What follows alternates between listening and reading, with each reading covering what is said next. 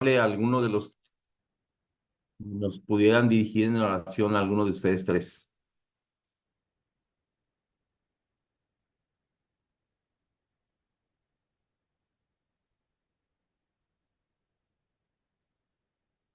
Bien, vamos a iniciar nuestra clase con una oración. Excelentísimo Señor, buen Padre Celestial, te damos gracias por este día, Señor, en el cual podemos mirar a nuestros familiares, en el cual podemos mirar, Señor, tu grandeza, pues nos has regalado la vida y estamos muy agradecidos contigo por este regalo en este día, Señor. Gracias por la salud, gracias por el clima, gracias por todo, Señor, lo que va a traer este día de bendición. Te pedimos especialmente, Padre Celestial, que tú derrames bendiciones sobre este grupo, eh, que tengas a bien, Señor, acompañarnos a lo largo de nuestras actividades en este día y que como estudiantes, Señor, tú nos bendigas, nos puedas abrir la mente y regalarnos, Padre Celestial, un poco de sabiduría y de inteligencia para tener un mayor beneficio al estudiar esta clase, Señor. Bendice a los alumnos, bendice a los maestros del seminario y permite que hoy tengamos un excelente día. Estamos en tus manos, en el precioso nombre de Cristo Jesús, nuestro Salvador. Amén. Pues bien, vamos a continuar con nuestra clase y quedamos de ver hoy la clase que tiene que ver con el fundamentalismo cristiano. Y pues bien, hemos avanzado ya esta es la tercera semana de clases y la próxima semana vamos a poder revisar.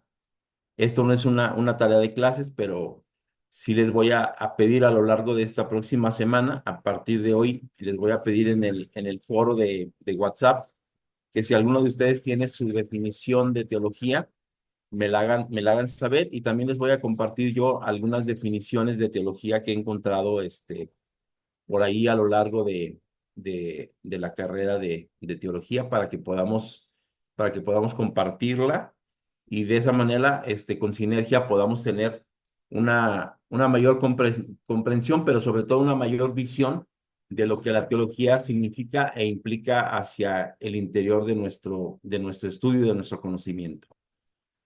Voy a compartir pantalla con ustedes.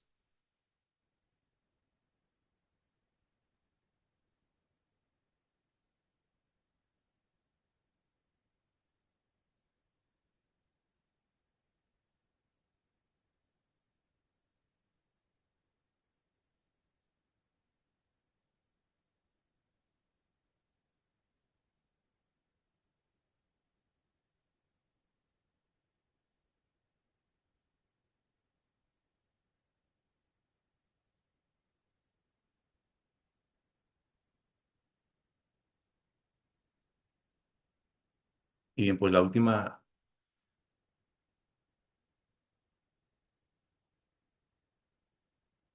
bueno, el lunes pasado terminamos de ver lo que era la interpretación liberal de las escrituras y recordábamos bueno, ahorita vamos a recordar que habíamos mirado que ellos hacían mucho énfasis en la perspectiva histórica, tenían muy enfocado lo que simbólicamente representaban las escrituras, pero sobre todo utilizaban algo que se le llama la crítica textual, que como parte de una buena teología o de una interpretación crítica de la Biblia, utilizaban lo que se le llama la crítica textual, ¿no?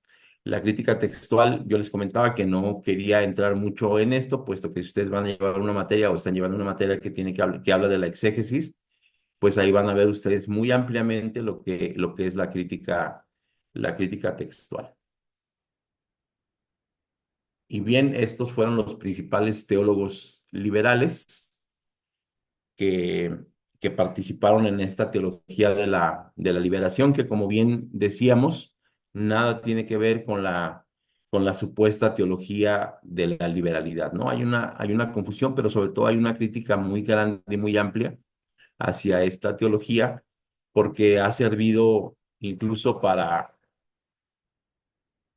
fines políticos, como les comentaba yo, hablando de la Guerra Fría en los ochentas, la propagación de el marxismo, del comunismo hacia el interior de América Latina, pero también ha tenido que ver con el triunfo de la Guerra Fría. En algunas ocasiones ha tenido que ver o tuvo que ver con el derrocamiento del muro de Berlín, en donde Karol Wojtyła pues tuvo una incidencia muy grande y muy importante para que las Alemanias volvieran a ser una misma, ¿no? Entonces, la teología de la libertad o sí, de la liberalidad, pues ha sido de mucho impacto, no solamente hacia el interior de las iglesias o de las religiones, sino también en los aspectos sociales, políticos y culturales de las diferentes naciones en donde esta teología ha tenido injerencia o se ha desarrollado, ¿no? Bien, pues vamos a empezar con nuestra clase de hoy, que tiene que ver con la introducción al fundamentalismo cristiano. Y bien, pues bueno, yo digo, hemos de recordar como si ya hubiésemos tomado la clase de historia, ¿no? Pero principalmente el fundamentalismo cristiano se da hacia el interior del continente americano y muy principalmente en los Estados Unidos, porque ellos, después de haber sido de alguna manera expulsados de alguna manera después de haber sido invitados por Enrique VIII a abandonar el país de Inglaterra para venirse a este nuevo mundo y ejercer de esta manera su cristiandad sin tener el problema de, de que la gente de aquel tiempo no hacía mucho énfasis o hacía caso omiso de, del pensamiento cristiano en una forma, vamos a llamarle así, fundamental, legal, rigorista o celosa. Se les da la oportunidad de venirse hacia los Estados Unidos, a lo que serían en aquel tiempo históricamente las 13 colonias, y ahí es donde ellos empiezan a ejercer un cristianismo muy fundamental, ¿no?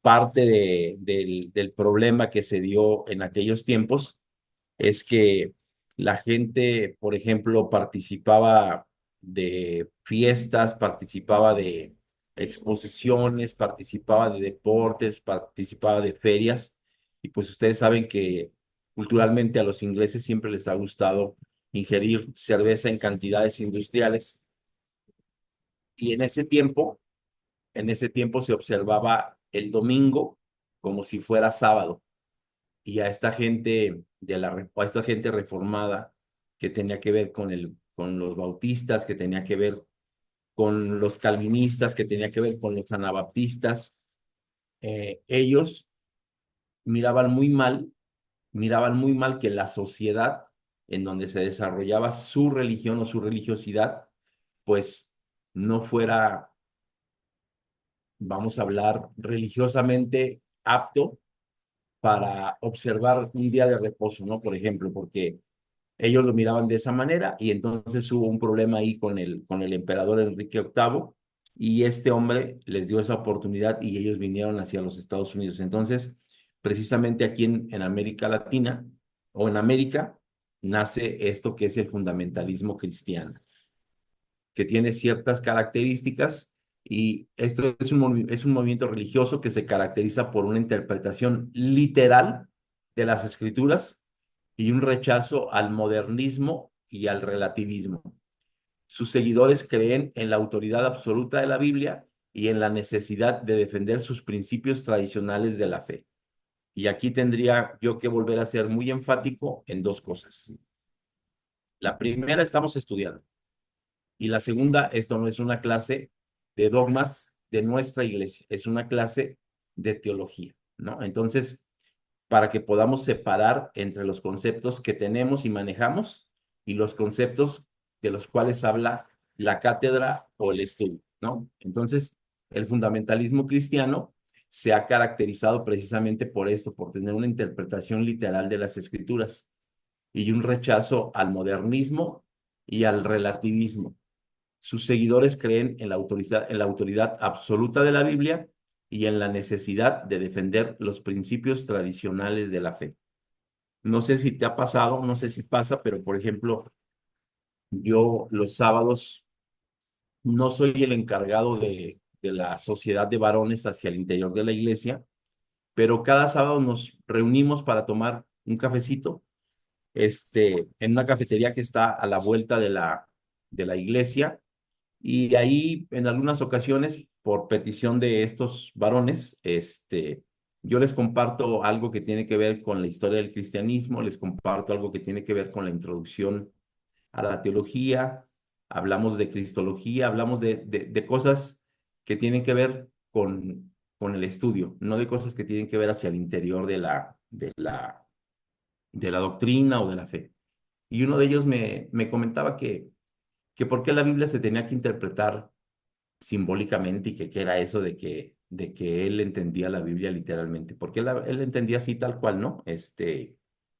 Por ejemplo, él hacía mucho énfasis en un verso que dice que Dios al que ama castiga y disciplina al que toma por hijo.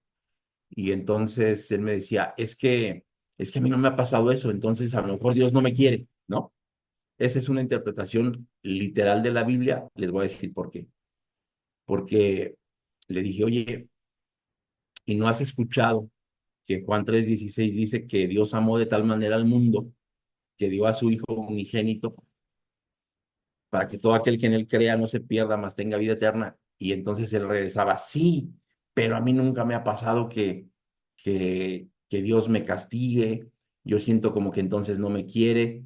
Y parte del legalismo y parte del fundamentalismo histórico cristiano tiene que ver con eso, con entender versos que tienen que ver con la narrativa de una porción de la escritura, con la narrativa muy particular de alguna porción histórica o de alguna porción que tiene que ver con un personaje o que tiene que ver muy fuertemente con el momento, con el Sitchin Leven, es decir, con el momento fundacional de ese texto que para nosotros literalmente no aplica o tiene un peso mayormente específico que por ejemplo, el versículo más entendido, más amado y más famoso de la Biblia, que muy pocas veces está comprendido, que tiene que ver con el amor, ¿no?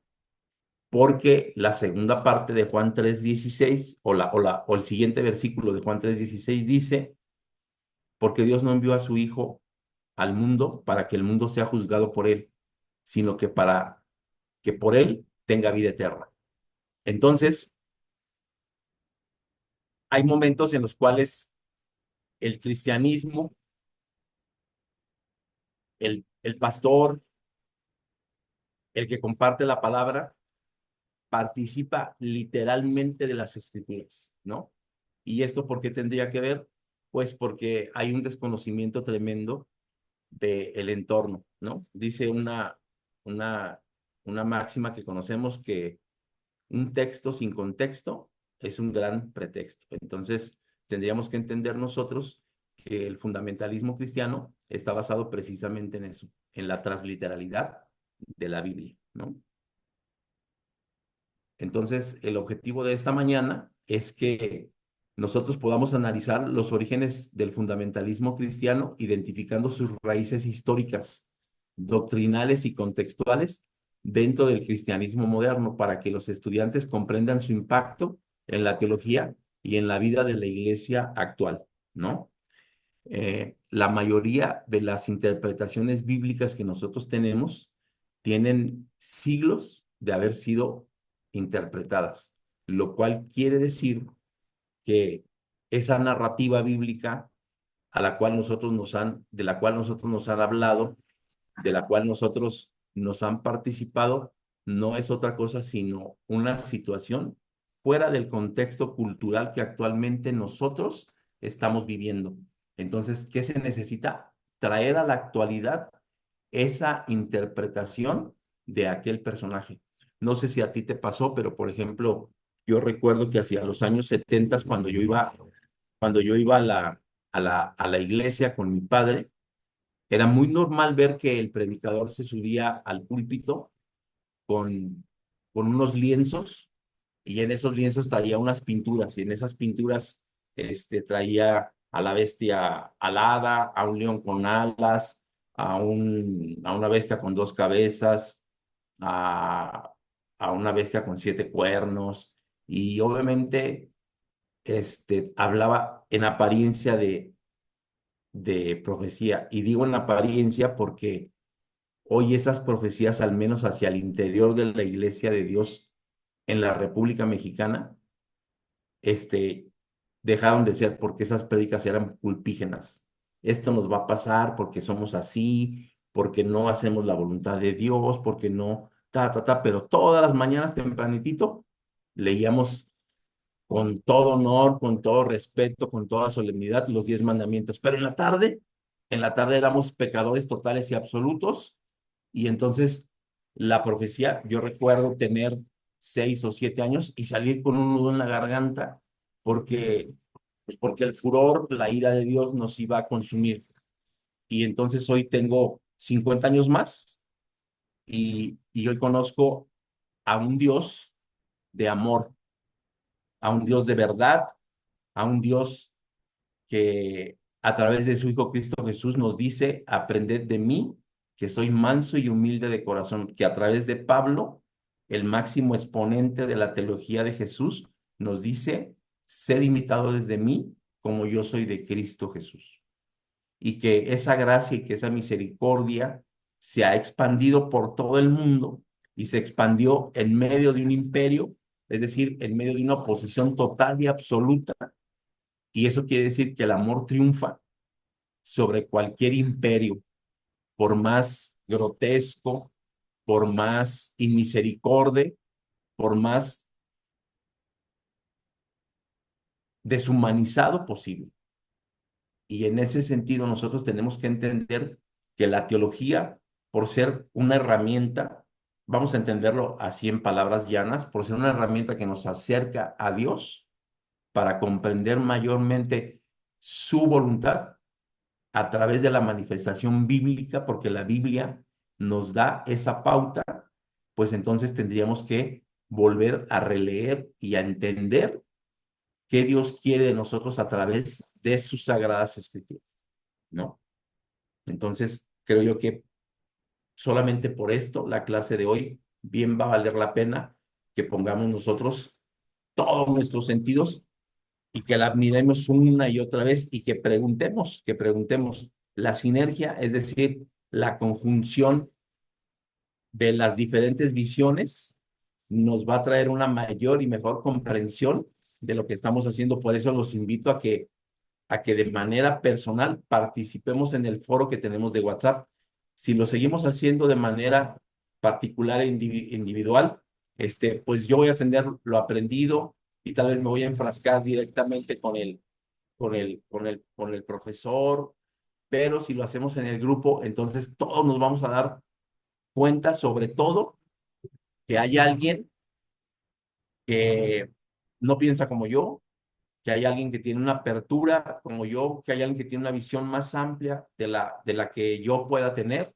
Y no me refiero a mí como profesor, sino a mí como participante de esta clase, ¿no?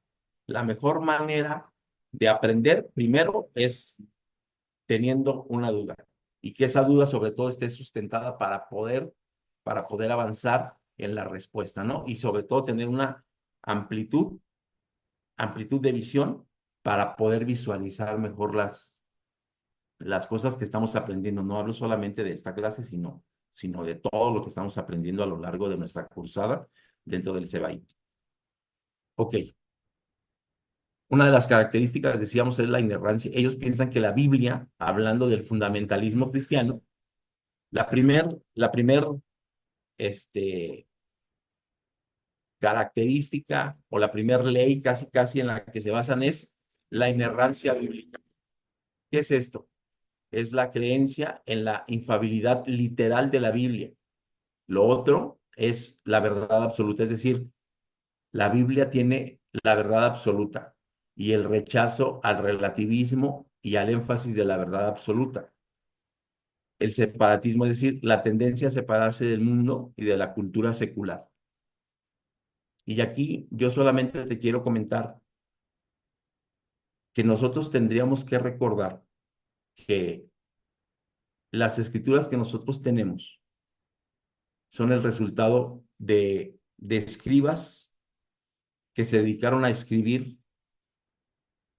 una y otra vez en las diferentes naciones, en las diferentes ciudades, en los diferentes pueblos, en las diferentes aldeas en donde existían cristianos, y estoy hablando de, del tiempo, del tiempo primitivo, estoy hablando de los primeros padres que se dedicaban a escribir así, copistas que se dedicaban a,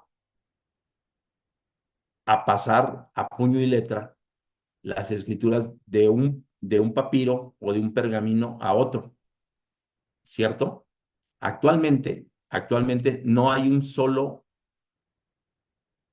documento original que podamos decir, ah, mira, este es el documento original del libro de Juan, o este es el pergamino original del libro de Pedro, o este es el libro original, perdón, o este es el pergamino o la tablilla de arcilla original en donde se escribió el Génesis o Job, ¿no?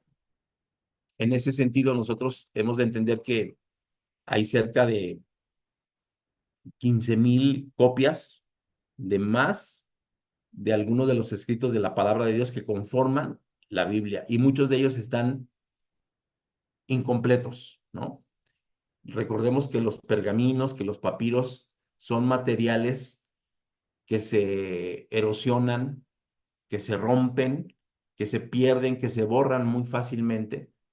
Y en ese sentido es que la palabra de Dios se ha conformado como cuando tú miras, estás mirando una serie o estás mirando una película o estás mirando una novela y por algo no viste un espacio entre el minuto 48 y el momento en el que regresaste, que ya es la hora y 20 que va de la película, ¿no?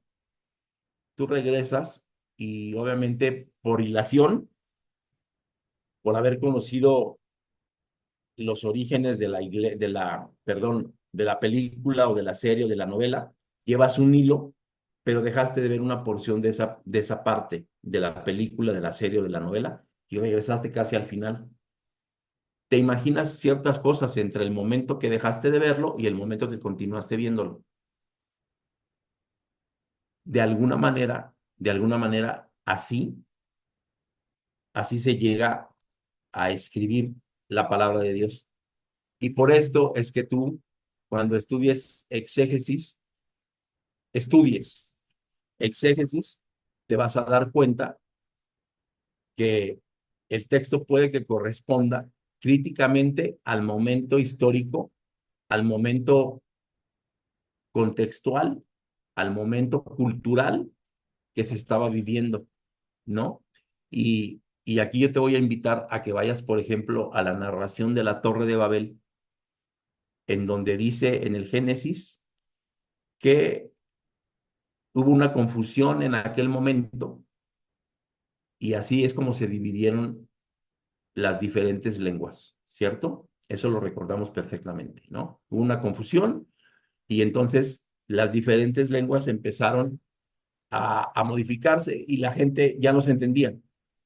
Mi amigo que estaba junto a mí construyendo la Torre de Babel empezó a hablar un idioma rarísimo y 2 minutos antes a mí me entendía y yo le entendía a él, pero 2 minutos después, quién sabe qué estaba hablando y yo le decía, habla en el idioma que tú estás hablando y él me decía, pues tú habla en el idioma que hace un momento estábamos hablando, pero me empiezo a dar cuenta que el resto empezaba a hablar en idiomas y o en lenguajes diferentes, ¿no?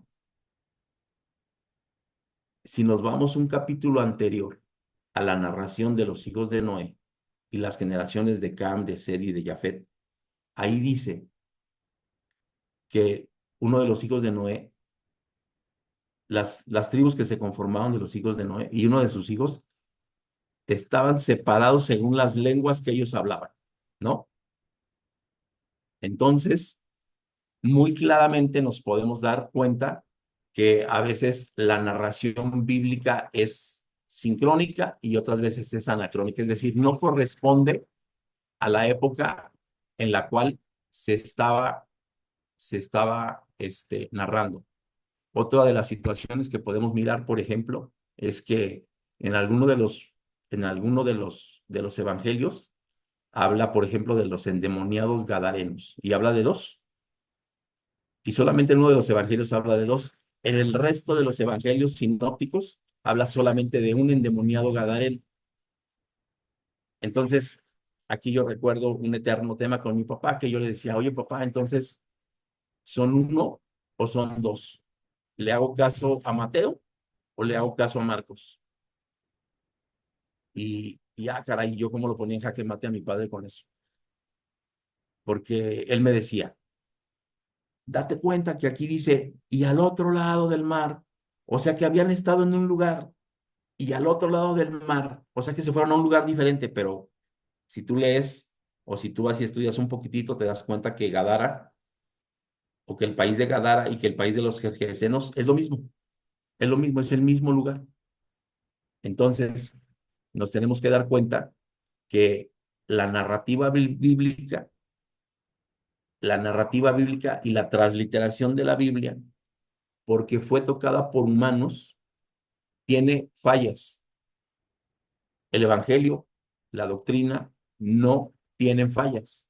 La transliteralidad de la Biblia, es decir, los copistas, los escribas, en algún momento de su, de su escritura fallaron. En algún momento de su visión fallaron. Ahora, es importante entender que el Evangelio de Marcos, por ejemplo, va a un segmento distinto que el Evangelio de Mateo.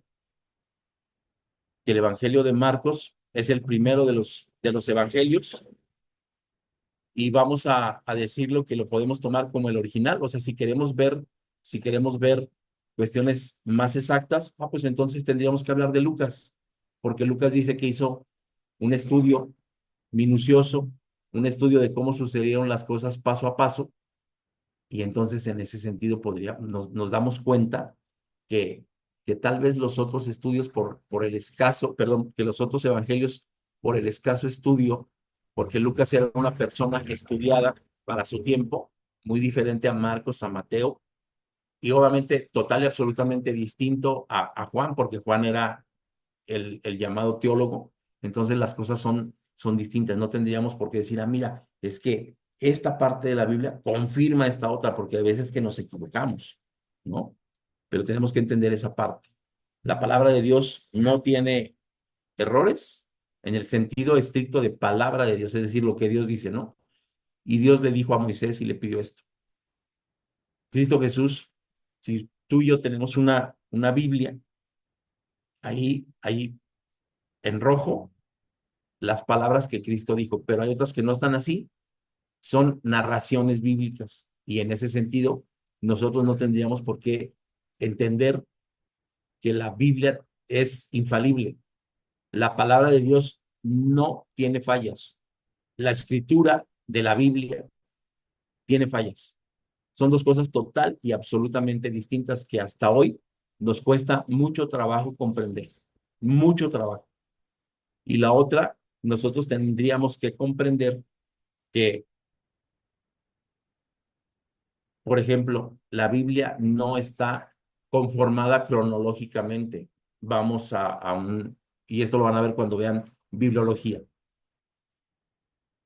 El primer libro que se escribió o que se dio a conocer en el mundo antiguo después de Cristo fue Tesalonicenses, ¿no? Vamos a suponer hacia el año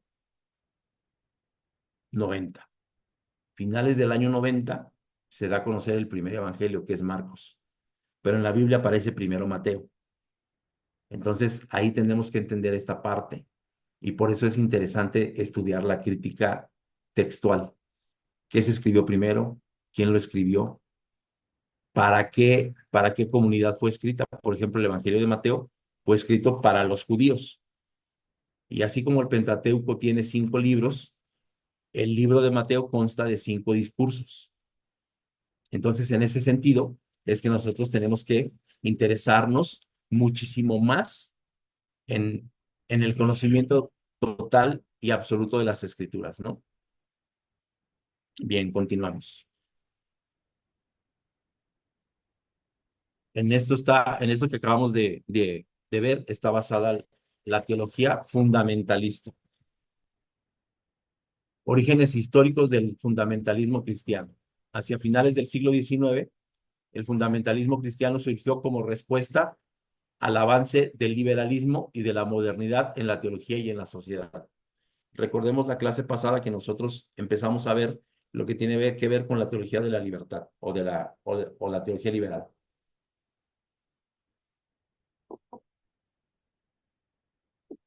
mejormente llamada teología de la liberación, que no tiene que ver con otra cosa, sino que voltear y tener una opción por los más pobres, por los más necesitados, por los marginados, por aquellos que por ser pocos dentro de una sociedad tienen menor atención que, que el resto de la población o que incluso el resto de la humanidad, ¿no? En este caso pueden ser los campesinos, en este caso pueden ser los indígenas, en este caso pueden ser los migrantes, y entonces en respuesta a esa teología de la liberación, nace muchísimo más fuerte esto del fundamentalismo cristiano, ¿no? Hacia principios del siglo XX se consolidó con la publicación de una serie de folletos llamados Los Fundamentales, que defendían la inerrancia bíblica y los dogmas tradicionales. En la década de 1920, hacia el interior de los Estados Unidos hubo un movimiento organizado, beligerante, enfrentándose al modernismo de la iglesia y la sociedad. En Dayton, Tennessee, un pueblito de aproximadamente unos 1,600 habitantes, en 1925 hubo un llamado juicio del mono, basado en la ley Butler contra alguien de apellido Scopes, y este pleito fue entre Brian y alguien de apellido Darrow, basado principalmente en Proverbios 11:29. Y ahorita les voy a recordar qué dice Proverbios 11:29. Pero este versículo dice, el que turba su casa heredará viento, ¿no? ¿Y qué pasó aquí? Pues que ese pueblo, que ese pueblito, todos o una gran mayoría, vamos a decir, de esos 1,600, tal vez 1,280 o una tremenda mayoría eran protestantes, eran cristianos protestantes o al menos no practicaban la ley, perdón, la religión popular, ¿no? Este llamado juicio del mono también se le conoció como el juicio de Scopes. Ocurrió en 1925, como les comentaba, en Dayton, Tennessee, y fue el caso legal que puso a prueba la ley Butler. Esta ley prohibía la enseñanza de la narrativa bíblica de la creación, lo que ustedes más adelante van a conocer como el creacionismo, ¿no? Esta narrativa y esta narración que como cristianos nosotros obviamente aceptamos y comprendemos desde la fe y para la fe. En el principio, la tierra estaba desordenada y vacía y el Espíritu de Dios se movía sobre el haz.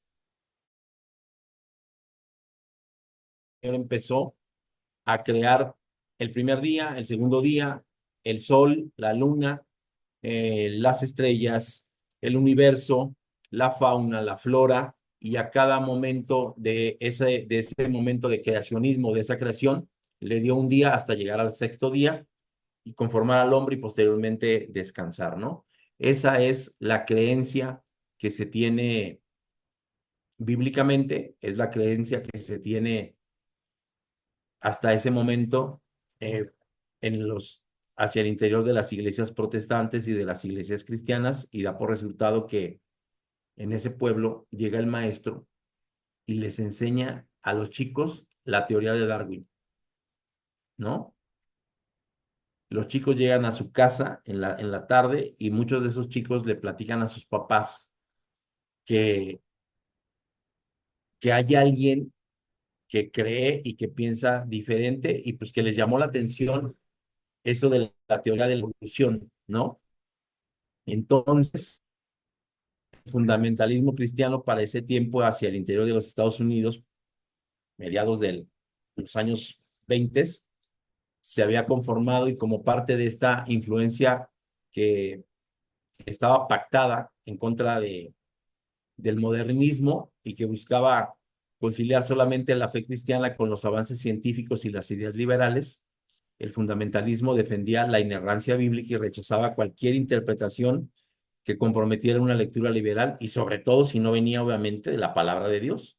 Entonces el juicio contra Scopes, que fue el profesor que enseñó esto y que no era otra persona más que un biólogo que estaba enseñando en una escuela elementary school o en una escuela primaria que estaba enseñando biología, pues les dio una clase sobre la evolución, este, o que tenía que ver obviamente contra la creación y eso tendría que ver contra la mal llamado o con la llamada ley Butler. El juicio ganó mucho la atención a nivel nacional porque tocaba un tema central de la lucha entre los fundamentalistas y el modernismo, ¿no? Entonces ahí hubo personajes muy claves como alguien de apellido Jennings Bryan, que fue uno de los que interpuso esta demanda, que fue un famoso político orador y líder del fundamentalismo cristiano. Fue el principal defensor en contra de la enseñanza de la evolución. Bryan defendía la narrativa bíblica y se oponía al pensamiento científico que, según él, corrompía la moral de la sociedad, ¿no? Y Clarence Darrow, el famosísimo abogado agnóstico que defendía a Scopes, se oponía total y absolutamente al fundamentalismo y veía en este juicio una oportunidad para mostrar los peligros de mezclar la religión y la educación pública. El desenlace es que aunque Scopes fue declarado culpable y multado con una pequeña suma, el juicio tuvo un impacto cultural muy significativo. Se percibió como una derrota intelectual para el fundamentalismo, ya que Darrow logró exponer las debilidades de una interpretación literalista de la Biblia en el ámbito de la ciencia, significado que para el fundamentalismo pues marcó muy fuertemente este evento, ¿no? Entonces, pues Scott, un simple profesor de biología, le dio unas clases tremendísimas de, de ciencia y fe al personaje que solamente era un político defensor del fundamentalismo. Y aquí la reflexión que a mí me puede quedar de este momento histórico, en donde primero todo Estados Unidos se dio cuenta que era un peligro bien tremendo mezclar educación, educación básica con religión, ¿no? Y la otra, nos damos cuenta que la gente estudiada tiene mayores y mejores argumentos. ¿Qué quiere decir esto? Que si para ese tiempo Bryan, William Jennings Bryan, hubiera tenido, digo, a pesar de que ganó, hubiera tenido mayores y mejores argumentos, hablando de su conocimiento bíblico, pues no solamente hubiera ganado y le habrían cobrado esta parte bien pequeñita, sino que el desarrollo bíblico histórico habría tenido un hito, había marcado una gran diferencia. Pero acá el fundamentalismo cristiano, aunque ganó en el juicio, perdió en cuanto a la factibilidad de ser una excelente opción, ¿no? Fue exhibido por sus carencias el fundamentalismo cristiano, fue exhibido por su aferramiento a verdades absolutas. ¿Por qué? Pues porque la fe es la fe y el conocimiento científico es distinto y siempre vamos a tener una pérdida cuando nosotros tengamos una discusión entre la ciencia y la fe. No se mezclan. La fe es algo inherente, es algo que nace por escuchar la palabra de Dios, es algo que tú comprendes por el Espíritu Santo y la fe no explica nada de ciencia. La palabra de Dios no es un libro de ciencia. La palabra de Dios no es un libro de historia. La palabra de Dios no es un libro de normas. La palabra de Dios contiene simple y sencillamente eso, su palabra. Por lo tanto, no tendríamos que enfrentar la palabra de Dios frente a cualquier otra situación. No vamos a salir de acuerdo. Y la otra, si lo hacemos basados desde nuestro fundamentalismo, desde nuestra interpretación de las escrituras, no vamos a llegar a ningún lugar. Eso fue lo que quedó demostrado para el mundo en ese tiempo, ¿no? Darrow exhibe a Brian, a pesar de que este pierde, y si por ahí pueden ustedes buscar, hay una obra de teatro, tal vez pueda estar en internet, que se llama Heredarás el viento, ¿no? Así como lo dice Proverbios 11:29.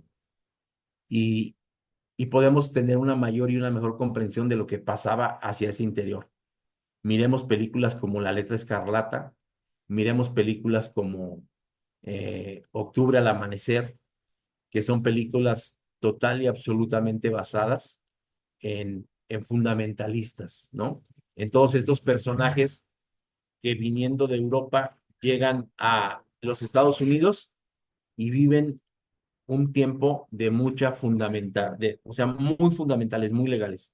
Por ejemplo, hablando de La letra escarlata, no sé si ustedes ya la han visto, pero el que era pecador en ese tiempo hacia los pueblos que vivían en fundamentalismo en las 13 colonias, vamos a decir, si yo pecaba, pues entonces yo tenía que portar ropas negras con una letra aquí en color morado.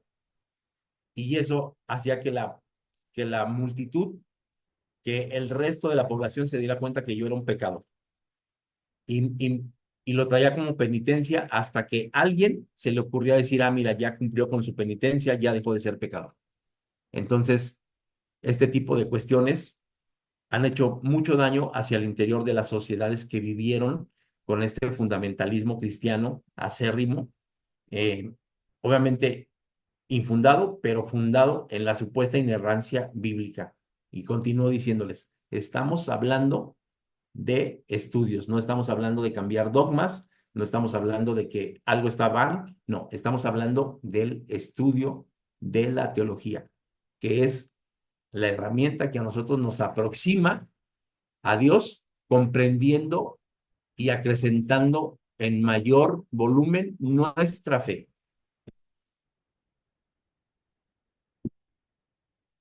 Ok, interpretación literal de las escrituras, rechazan total y absolutamente el simbolismo. Los fundamentalistas creen que la Biblia debe de interpretarse de manera literal, sin recurrir a interpretaciones simbólicas o alegóricas, ¿no?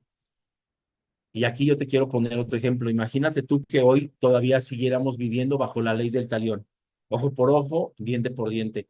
¿Qué nos llevó a nosotros a cambiar esa interpretación? ¿Qué trajo, qué nos trajo a cambiar esa interpretación? Pues que nosotros éramos muy morales, ¿no? No matábamos, no adulterábamos, no codiciábamos, éramos bien moralistas, pero llega el Señor, llega Cristo Jesús nuestro Redentor y dice, ¿oíste que te fue dicho, no matarás? Y entonces todos, sí, ¿no? Estoy hablando para una mayor comprensión, sí. Pues ahora yo te digo que si tú ofendes, que si tú maltratas, ya le fallaste a ese mandamiento. O sea, no es necesario sacar un machete, una piedra, un hacha, una pistola y quitarle la vida al otro. Con el solo hecho de que tú lo ofendas, con el solo hecho de que tú le mires, así como diciendo, caray, ¿qué tal con este? La ética, la ética del reino, ¿no? Ya cambió. ¿Oíste que te fue dicho no adulterarás? Sí, pero yo te digo que si tú en tu corazón deseas a una doncella, ¿qué crees? Ya pecaste contra Dios. Somos muy moralistas, pero no somos tan éticos. Por eso llega el Señor Jesús y nos enseña que nuestra moral es bien escasa frente a la ética del reino, frente a los verdaderos valores del reino. Entonces, desde ese momento nosotros nos podemos dar cuenta que el no matarás, el honra a tu padre y a tu madre, que el no hurtarás, el no adulterarás, el 6 días trabajarás y te acordarás del séptimo día del reposo, deben de tener una interpretación no literal, sino basada en el amor que nosotros le tenemos a Dios, sino basadas, si lo miramos como una ley, pues una ley a veces nos oprime, nos lleva a juicios como el que acabamos de ver, es decir, a diálogos a veces de tensión, a veces de discusión, ¿no? Pero nosotros nos tendríamos que visualizar desde por qué Dios dijo esto a su pueblo y qué nos dice a nosotros hoy que no estamos abajo del cerro esperando a Moisés, pero que tiene toda esa antigüedad.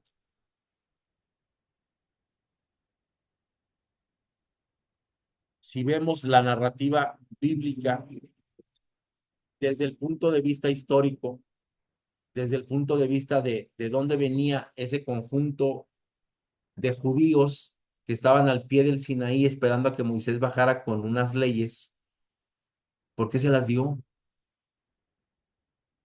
Y ahí nos vamos a dar cuenta de que el Señor simple y sencillamente quiere seguir preservando la obediencia de su pueblo, de un pueblo que acaba de libertar de la esclavitud, ¿no? Entonces, ahí nos damos claramente que la teología, vamos a llamarle la teología de la libertad, aplicó como está aplicando hoy en América Latina. Libera a la gente de la opresión. En el caso de los judíos, los libera de la esclavitud, los trae a la tierra prometida, pero en el inter, sociopolíticamente, Egipto se queda muy molesto contra los que hasta hace un tiempo atrás eran sus esclavos. La opresión del ser humano contra el ser humano todavía hoy en ocasiones se sigue dando. La inerrancia y la perfección. Consideran a la Biblia es inerrable y perfecta, sin contradicciones, sin errores, y eso se le llama bibliolatría, ¿no? Y aquí yo quiero ser muy enfático. Estamos hablando del libro en su conjunto que fue copiado tras copiado, nuevamente copiado de algún original para alguna aldea, para algún pueblo, para alguna nación, para alguna tribu, para un grupo, para mi familia. El Evangelio, la sana doctrina, no tienen hierro, no tienen hierro. La conformación de la escritura por los seres humanos sí la tiene, sí la ha tenido, ¿no? No sé si a ti te ha pasado que entres a un hogar en donde hay una Biblia y tal vez está en la,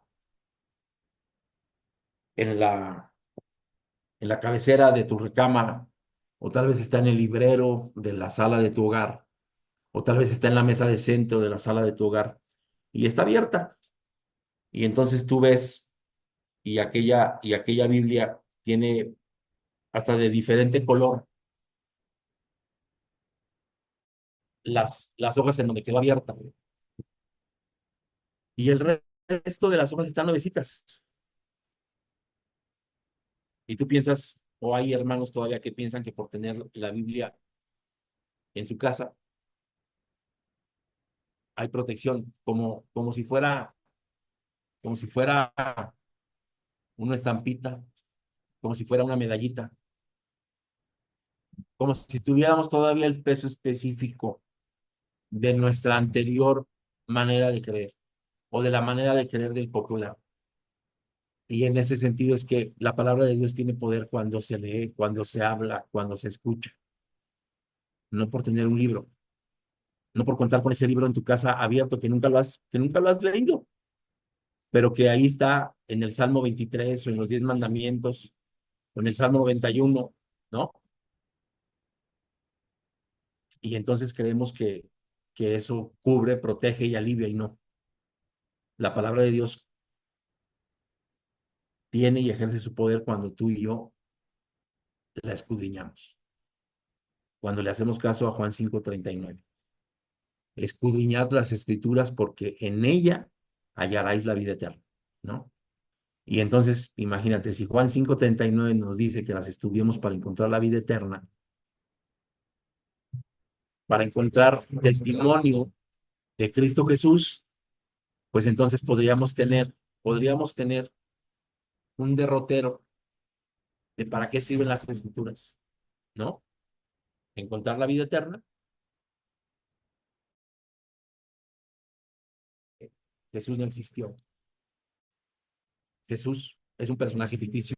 Ah, ok. ¿Y por qué? ¿Y por qué en los evangelios hablan de él? Porque te quiero comentar esto. La palabra de Dios está conformada por 4 evangelios distintos. O sea, por 4 evangelios de personajes que no dijeron, ah, como mañana va a existir la iglesia de Dios del séptimo día, o la iglesia bautista, o la iglesia adventista, o la iglesia anglicana, o la iglesia reformada, vamos a escribir un evangelio para que sea parte de eso. No, no, no, no, no, no, no, no. Aquellos personajes escribieron lo que vieron, lo que oyeron y de lo que fueron testigos. Y eso es certeza suficiente. Obviamente, el método histórico dice que para que alguien haya existido o para que un evento sea calificado como histórico, pues al menos 2 fuentes diferentes tendrían que hablar de ese alguien. Bueno, pues Plinio el joven habló de Jesús. Flavio Josefo, historiador judío, habló de Jesús.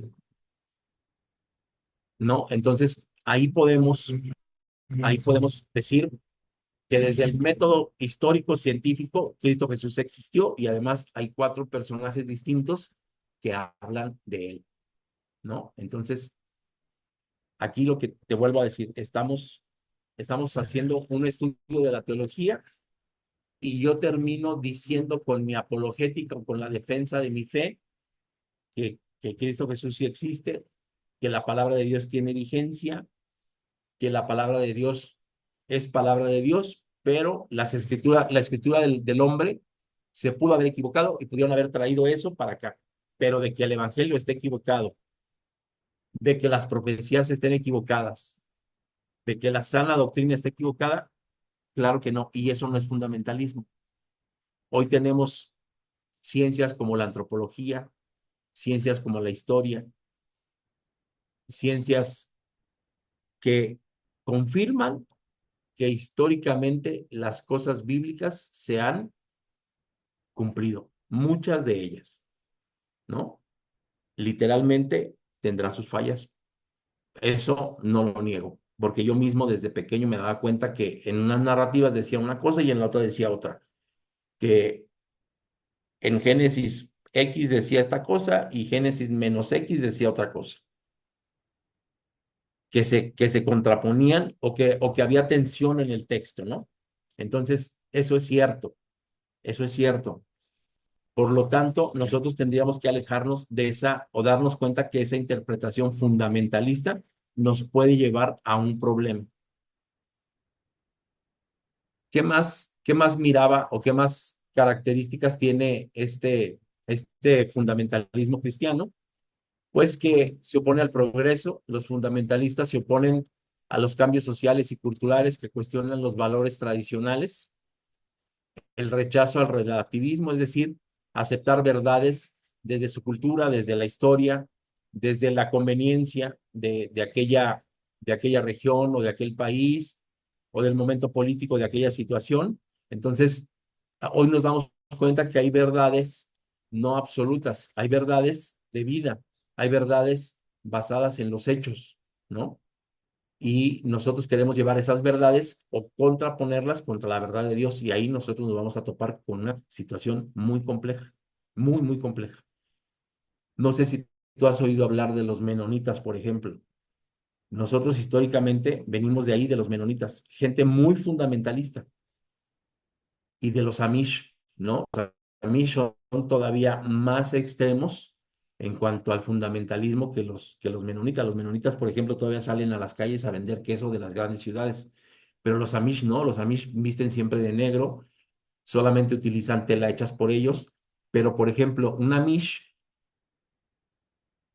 no utilizaría la luz eléctrica porque es pecado, porque es progreso, y el progreso va contra el fundamentalismo, va en contra de la narrativa bíblica. Es la fuerza, eso es del diablo, pueden llegar a decirlo, ¿no? Y ellos solamente estudian hacia el interior de sus comunidades, estudian Biblia, estudian palabra de Dios, estudian cosas muy complicadas, pero también te quiero invitar a que mires qué pasa hacia el interior de la sociedad menonita, qué pasa hacia el interior de la sociedad de los Amish, es decir, qué pasa hacia el interior de estas gentes que se han separado de la sociedad. ¿Por qué? Porque este tipo de religión fundamentalista los lleva a separarse de la sociedad, ¿no? Defienden la ortodoxia, es decir, ellos buscan preservar la pureza doctrinal y la ortodoxia tradicional, sin concesiones al pensamiento moderno. O sea, no, el progreso es anti Dios, el progreso es antibíblico, pero la palabra de Dios dice que se propagaría la ciencia, que se propagaría el conocimiento, y eso es una profecía, es decir, es algo que se tiene que cumplir, y ellos lo ven como un anti biblos, como algo que está en contra de la palabra de Dios. ¿Por qué? Por su interpretación literal de las cosas, ¿no? Todo lo ven desde una visión apocalíptica. Ven al mundo contemporáneo como un campo de batalla espiritual entre el bien y el mal, la guerra espiritual, ¿no? Ahí mismo donde yo te comento que me junto con estos varones para ir a tomar un café, es que estamos viviendo los últimos tiempos, dice uno de ellos. Es que estamos al final porque mira, están empezando a atacar a Israel y esto y el otro. Y yo les comento, porque la palabra de Dios dice eso. ¿Por qué crees tú que estamos en los últimos tiempos? No, pues porque estamos a punto de vivir la tercera guerra mundial, estamos a punto de que todos los enemigos de Israel se vayan contra él. Ok, en alguno de los evangelios dice que cuándo vendrá el fin, y entonces dice que se oirán guerras y rumores de guerras, y que habrá pestes, y que habrá epidemias, y que habrá enfermedades, y que habrá hambres, y que se levantará nación contra nación. Y pues ahí tenemos a las Coreas, ahí tenemos las guerras civiles, ahí tenemos estas guerras entre Ucrania, Rusia, entre Israel, Palestina, ¿no? Y entonces ya nuestros focos y nuestros ojos están bien puestos en eso, pero abajito dice que se necesita predicar el evangelio en todo el mundo, que el mundo necesita de conocer el evangelio para que entonces el fin venga, ¿no? Y hoy un 30% de la globalización, es decir, un 30% de la humanidad en esta tierra, no conocen o no tienen contacto con la verdad que nosotros estamos viviendo. No saben de Dios, no conocen a Dios, no tienen contacto con la Biblia. Por ejemplo, Corea, una de las dos Coreas que vive total y absolutamente en el socialismo, está prohibido, está prohibido, es Corea del Norte, está prohibido leer la Biblia, ¿no? Está prohibido que se hable de Jesús. No solamente ahí, en algunas partes de Afganistán, de Pakistán, de Irán, de todas esas cuestiones en donde el islamismo está desarrollado bien tremendamente, hay prohibición de conocer la Biblia. Está prohibido el Internet, están prohibidas las televisoras, están prohibidas muchas cosas. Pero si nosotros nos vamos a la interpretación literal de la palabra de Dios, no, hombre, pues creemos que el próximo bombazo desata la Tercera Guerra Mundial y se viene el fin del mundo. Entonces, tenemos que estudiar para poder tener una visión más amplia del fin del mundo. No, no esta visión apocalíptica que les comento, nos heredó el pasado histórico, ¿no? Ok. ¿Qué otras características tienen los fundamentalistas? Pues alaban con instrumentos sobrios, ¿no? Dicen no a a las traducciones modernas de la Biblia. Hay mucho de este sionismo cristiano. ¿Qué es el sionismo cristiano? Te voy a platicar bien rápidamente.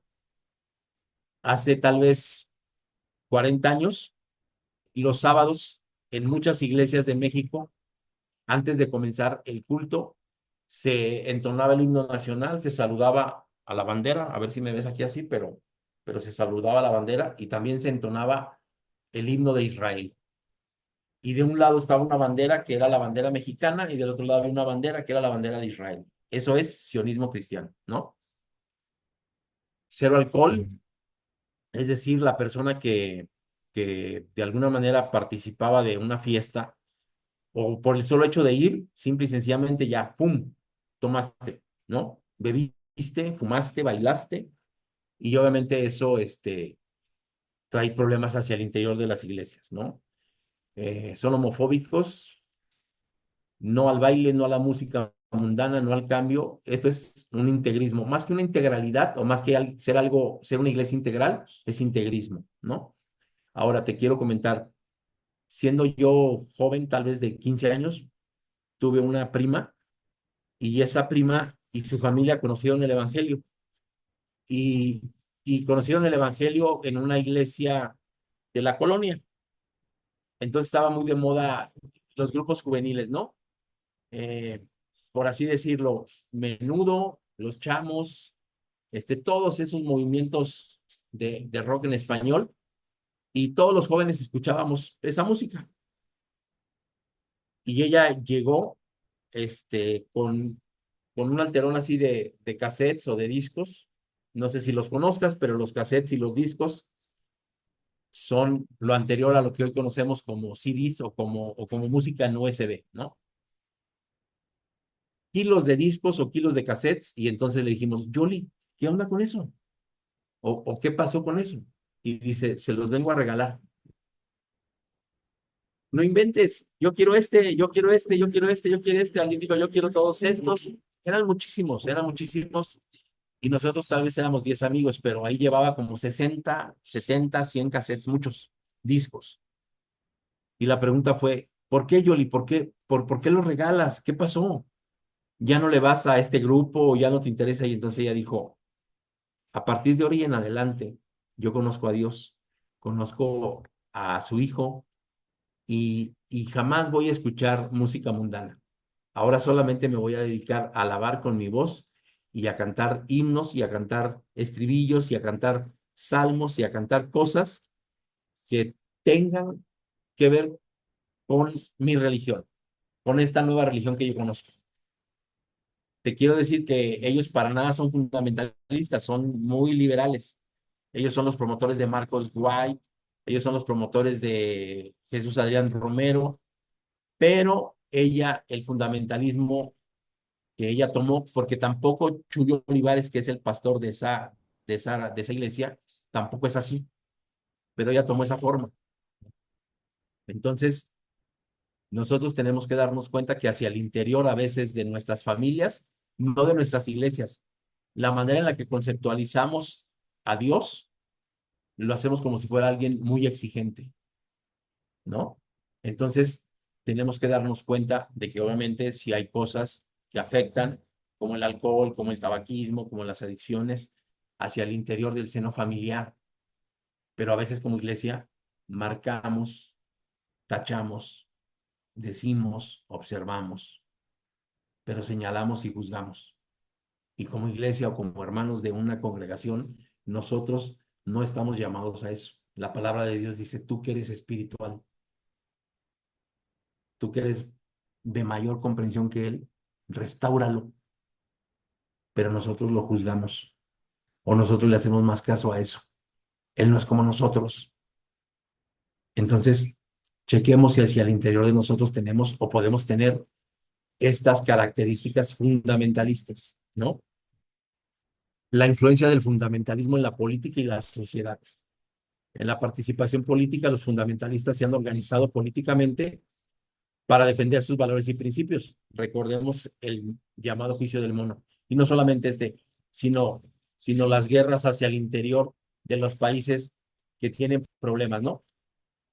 Hubo un mariscal, o sí, un mariscal que gobernaba Checoslovaquia. En Checoslovaquia, cuando Tito, siendo el mariscal o el presidente o el dirigente de aquella nación Checoslovaquia, chechenos o cristianos, católicos y protestantes, incluso musulmanes, vivían perfectamente bien bajo el yugo o bajo la forma de gobierno de Tito. Se muere este señor y se desintegra ese país. Checoslovaquia hoy no existe como país. Hoy hay checos, pero hoy hay eslavos, hay chechenos, pero por cuestiones de religión se separaron.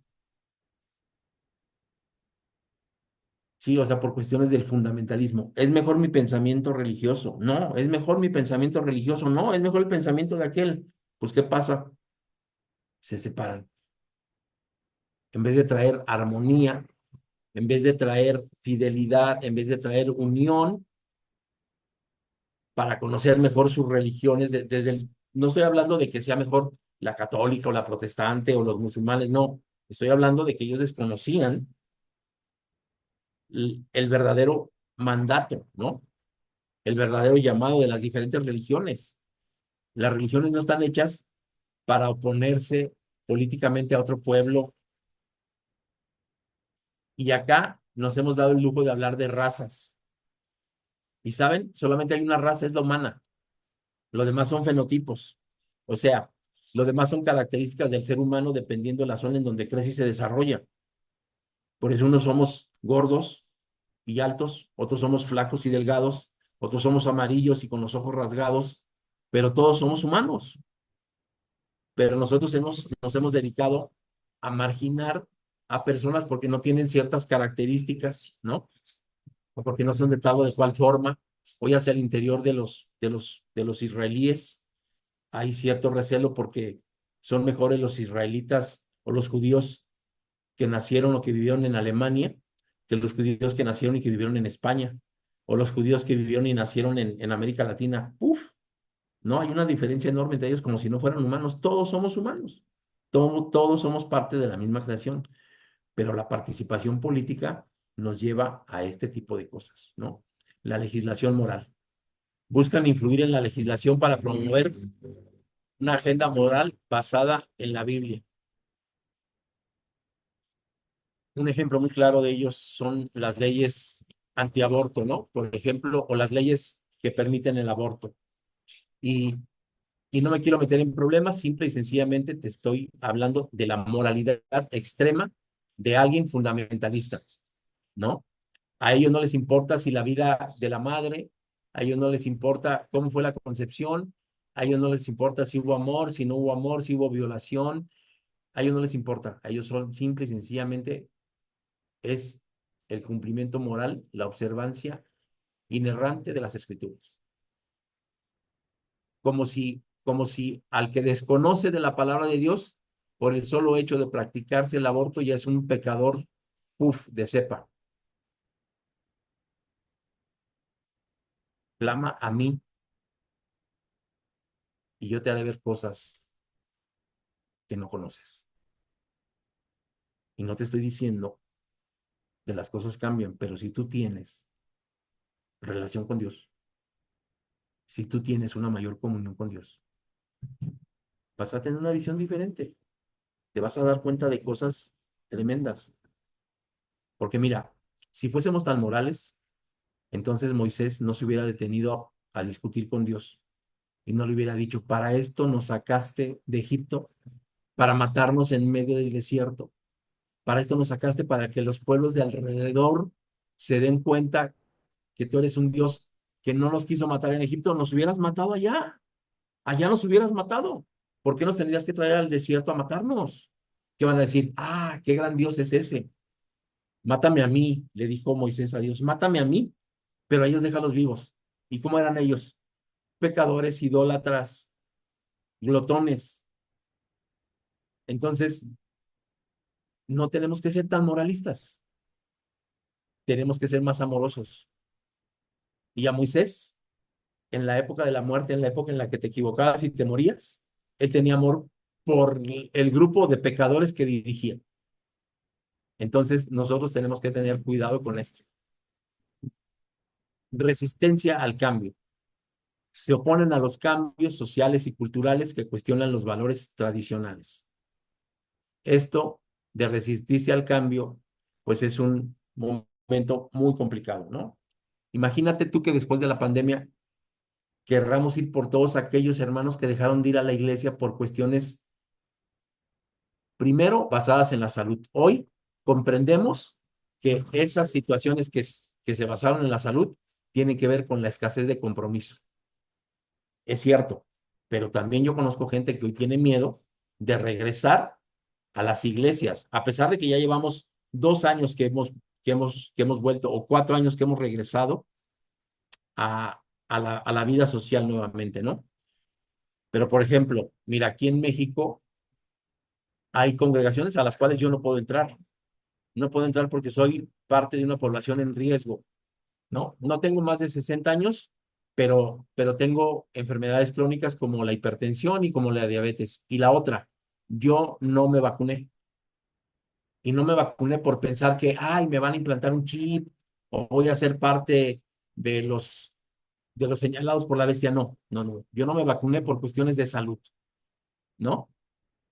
Yo hace 14 años me dio un infarto cerebral y una de las contraindicaciones o una de las reacciones secundarias de las vacunas era que te podía dar un infarto cerebral. Entonces yo dije, oye, pues si de la nada me dio, yo no voy a poner una inyección para que me dé ahora otro.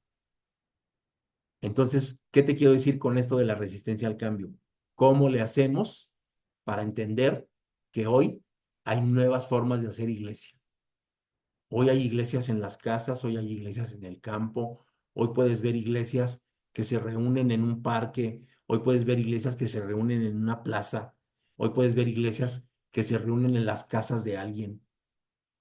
Y sí, hay templos que están vacíos, hay iglesias que están vacías, pero ¿cómo te quieres oponer a ese cambio? Ese es el cambio, no solamente por política, no solamente por moral, es un cambio que se da porque estamos viviendo tiempos distintos, ¿no?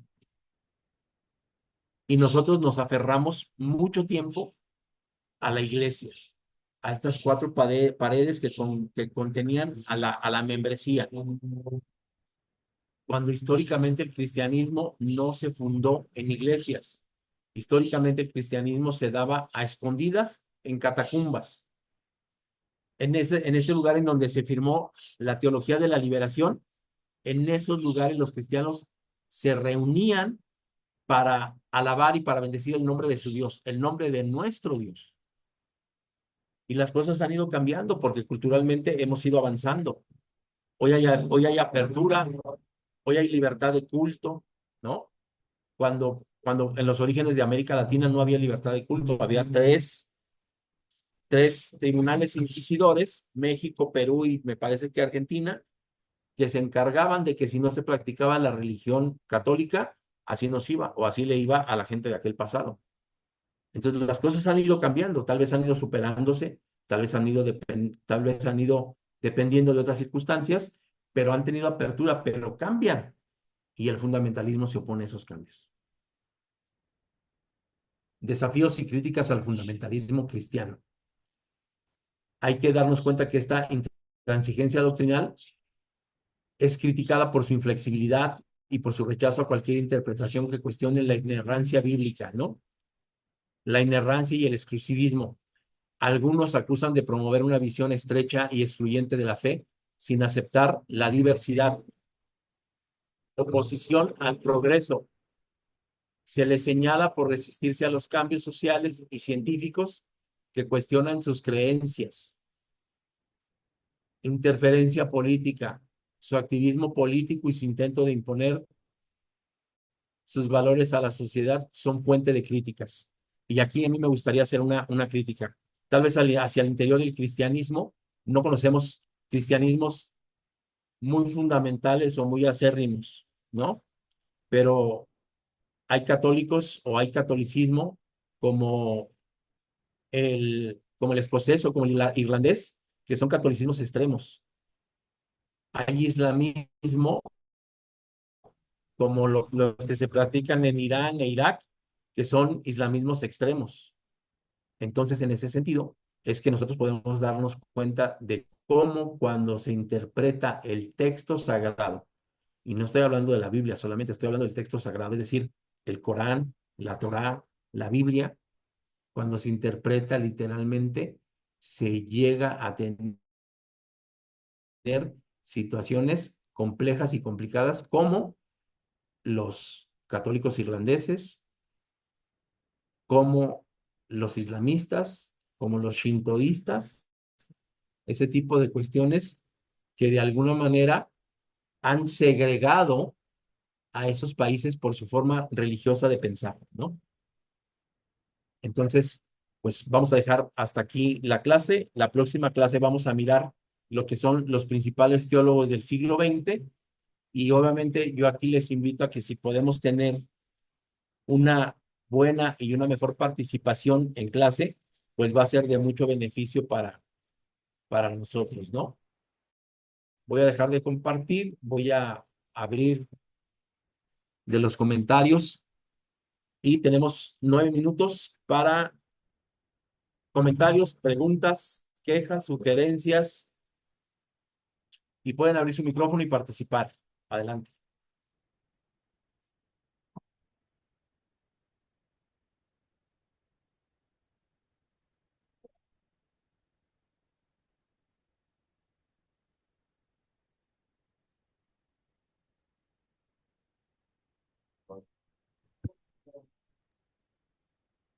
Bien, pues si no, Vamos bien, profe. Yo por ahora no tengo dudas. perfecto, Noé. Gracias por tu comentario. Pues no sé si, si la hermana Yola tenga alguna pregunta, alguna sugerencia, algún comentario. Y si no, te pediría, Noé, si nos puedes despedir en Estamos, oración. hermanos, soy la hermana Yola. Adelante, Este, hermana Yola. bueno, primeramente, como que se me perdí cuando empezamos a hablar sobre el aborto y luego sobre cuando podemos bailar o no podemos bailar. Entonces dije, bueno, no voy a comentar hasta que vuelva a hasta que vuelva a oír la prédica, porque siempre hago así que la oigo, la escucho ahorita y luego la vuelvo a escuchar más mañana, vamos a suponer. Entonces dije, bueno, primero la escucho y luego ya pongo mis comentarios en el grupo. Pero sí, ahí es donde como que sí me quedé un poquito atorada, vaya. Ok, estamos, Entonces, sí, gracias. entonces, Estamos hablando principalmente de características que tienen los cristianos fundamentalistas. ajá, Eh, no hablamos de si está permitido o si no está permitido. Simple y sencillamente fueron ejemplos. ajá, Este, obviamente nosotros como iglesia tenemos una manifestación, es decir, tenemos un derrotero que seguir y ajá, es muy diferente a nuestra clase, ¿no? La clase simple y sencillamente dimos ejemplos de cómo vive el fundamentalismo cristiano, no de cómo vivimos en la Iglesia de Dios Séptimo Día. La Iglesia de Dios Séptimo Día tiene sus bases bíblicas para efectos de un aborto, tiene sus bases bíblicas y vive su vida social, vive su vida, sí, social de una manera muy diferente, muy distinta, que no tienen que estar basadas en el fundamentalismo o que no están basadas en el fundamentalismo. Nosotros como iglesia de Dios, sí tuvimos muchas características fundamentalistas. Una de ellas era que nosotros hacia los años 60 todavía nos creíamos como una iglesia que solamente conocía la verdad y que solamente la iglesia de Dios se iba a salvar. Eso es fundamentalismo puro. Ah, ok. Hoy nosotros nos damos cuenta que no es así. Y lo que miramos en esta clase fue solamente ejemplos. No hablamos de que se puede o no se puede, de que se debe o de no se debe, o de juzgar esos actos o no de juzgar. Pues fueron ejemplos de fundamentalismo. Sí, sí, sí, sí, sí. Sí, pero o sea, aún así me entró como una duda. Pero sí, ya, muchas gracias. Perfecto. Y en ese sentido, de todas maneras, hermana, si tiene usted alguna duda que podamos ampliar o que podamos esclarecer un poco más, lo podemos comentar en el chat con todo gusto, sin ningún problema, ¿no? Ok, muchas gracias, profesor. Perfecto. Pues si nos despides en oración, hermana Noé, Sí, oramos. oramos. Amado Padre que estás en los cielos, en esta mañana nos acercamos a ti, Señor, para agradecerte por el tiempo que hemos compartido y por cada uno de los conocimientos que hemos adquirido, Señor. Bendice a cada uno de nosotros, en el nombre de Jesús. Amén. Pues muchas gracias. Que el Señor los bendiga y que tengan un bonito día lleno de bendiciones en las actividades de hoy. Pasa a ustedes.